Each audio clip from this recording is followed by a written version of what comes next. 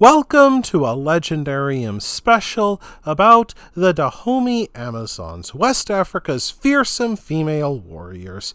In this episode, we will learn about the women who defended Dahomey against her enemies, both European and African.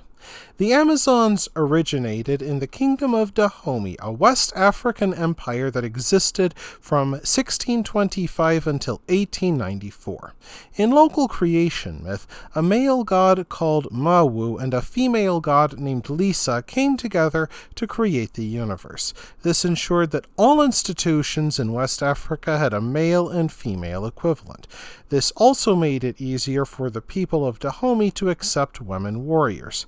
According to legend, Hangbe of Dahomey took the throne during the early 17th century after the sudden death of her twin brother. During her reign, Queen Hangbe formed a bloody-minded bodyguard made up entirely of women. It is unknown exactly where they came from. One source claims the Dahomey Amazons started as elephant hunters from the Fawn tribe, who moved on to two-legged prey on the orders of their queen.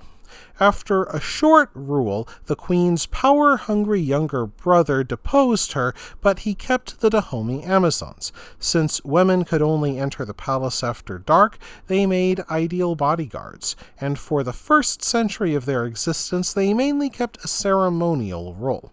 That changed in 1727, when King Ajaba successfully used them in Dahomey's campaign against the neighboring kingdom of Savi.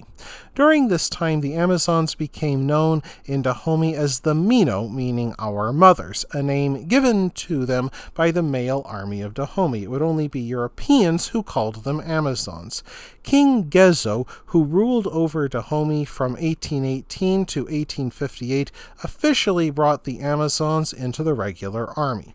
He did so out of necessity, as manpower grew increasingly scarce because of the European slave trade carrying off so many able-bodied men.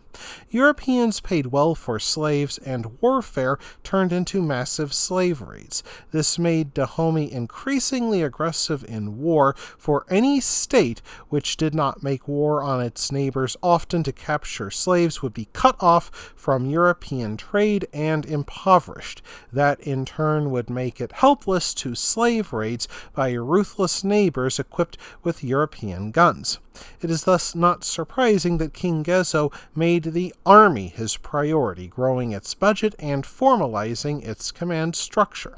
He also recruited women from both foreign captives and free Dahomeyan women, some of whom enrolled as young as 8 years old.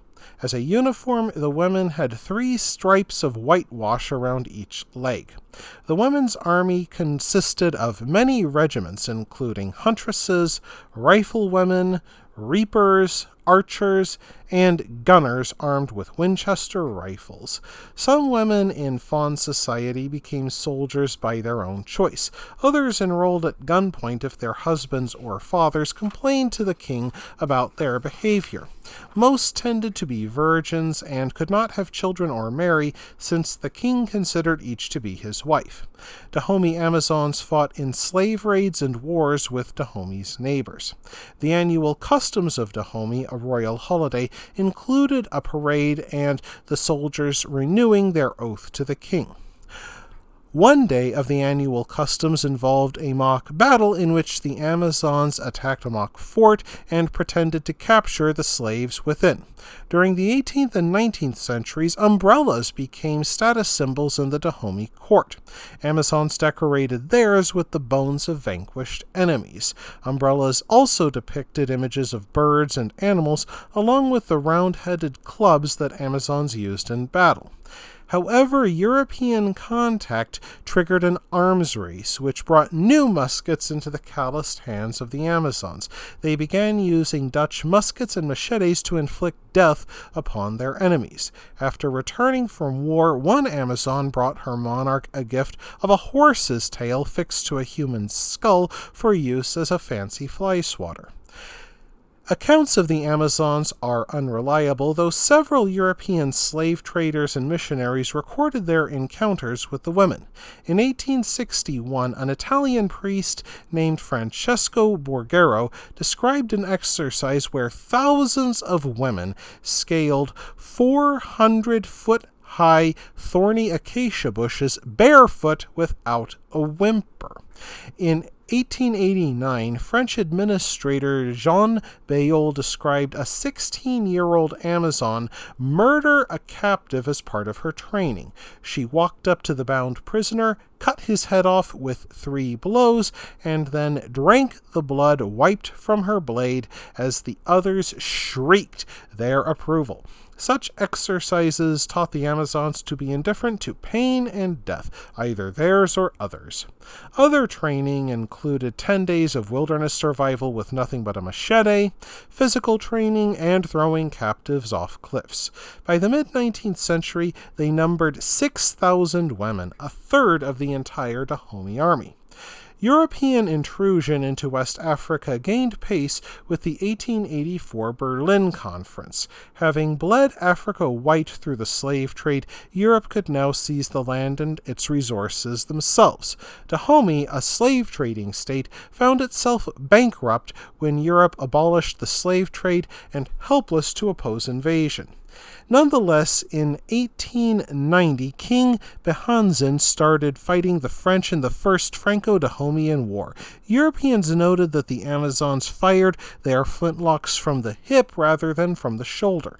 Amazons fought in one major battle at Cotonou, where thousands of Dahomey charged the French lines and engaged in hand-to-hand combat. Despite ferocity which won the stunned admiration of the French, European discipline and firepower carried the day. King Behanzin turned to hit-and-run warfare when conventional tactics failed. He created units of Amazons to hunt and kill French officers. Despite some success, the French simply could not be stopped. In one of the final battles of 1892, only 17 out of 434 Amazons came back alive. When the French turned Dahomey into a French colony, a few Amazons went underground and became rebels. A few French officers went to bed with seemingly willing women, but never woke up, for their lovers slit their throats as they slept. Most of the former Amazons struggled to find a new place in society. More than a few frightened their neighbors by starting brawls regularly. By World War II, most had become old women who spun cotton or idled in village courtyards. The last surviving Dahomey Amazon is thought to be a woman named Nawi, who died at the age of 100 during November 1979. That wraps things up for this episode of The Legendarium. I hope you enjoyed it. If you did, press like. If you want to see more, press subscribe. And if you've got anything to say, let me know in the comments section. Thanks again for joining me, and I hope that you have a great rest of the day.